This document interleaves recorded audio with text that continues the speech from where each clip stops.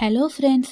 'దేవర' మూవీతో మనందరికీ మరింత దగ్గరైన జాన్వీ కపూర్ అంటే తెలియని వాళ్ళంటూ ఎవరుంటారు? 'చుట్టమల్లె చుట్టేస్తుంది' ఆ పాటతో అయితే ఎంతో ఫేమస్ అయిపోయిందన్న సంగతి కూడా మనందరికీ తెలిసిందే. తెలుగు ప్రేక్షకుల మధ్యలో మరింత స్థానాన్ని అయితే సంపాదించుకున్న విషయం కూడా మనందరికీ తెలిసిందే. అయితే ఈ అమ్మడు పేరుకి బాలీవుడ్ హీరోయిన్ అయినప్పటికీ మన తెలుగు సాంప్రదాయాలను అయితే ఏమాత్రం మర్చిపోకుండా ప్రతీదీ పాటిస్తూ ఉంటుంది. అయితే ఈ అమ్మడికి ప్రతి న్యూ ఇయర్‌కి తిరుమలకి వెళ్ళి దర్శించుకునే అలవాటైతే ఉంది. అయితే ప్రతి ఏడాది తన బాయ్ ఫ్రెండ్‌తో అయితే తిరుమలనైతే దర్శించుకున్న విషయం కూడా మనందరికీ తెలిసిందే. నేను వెంకటేశ్వర స్వామి భక్తురాలిని. నాకు వెంకటేశ్వర స్వామి అంటే చాలా ఇష్టం.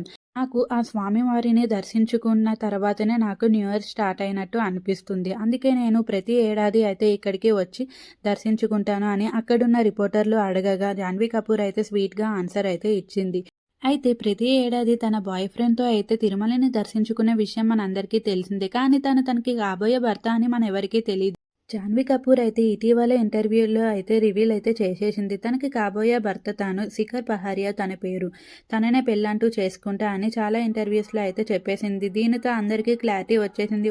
ఇది విన్న జాన్వీ కపూర్ ఫ్యాన్స్ అయితే ఓహో! అందుకేనా ప్రతి ఏడాది తిరుమలని తనతో దర్శించుకున్నావు, అలాగే అంబానీ కొడుకు పెళ్లిలో కూడా ఇతనితో రచ్చ చేశావు అంటూ చాలా మురిసిపోతున్నారు. అయితే ఇటీవల జాన్వీ కపూర్ అయితే తన ఇన్‌స్టాలో తను తిరుమలలో దిగిన పిక్స్, తన బాయ్ ఫ్రెండ్‌తో ఉన్న పిక్స్ అయితే ఇన్‌స్టాలో పోస్ట్ చేయగా అవి 24 గంటల్లోనే వైరల్‌గా మారాయి. అవి చూసిన నెటిజన్లు అయితే వావ్! జాన్వీ సూపర్‌గా ఉన్నావు. మీ ఇద్దరి జోడీ అయితే సూపర్ అంటూ చాలా పొగిడేశారని చెప్పవచ్చు.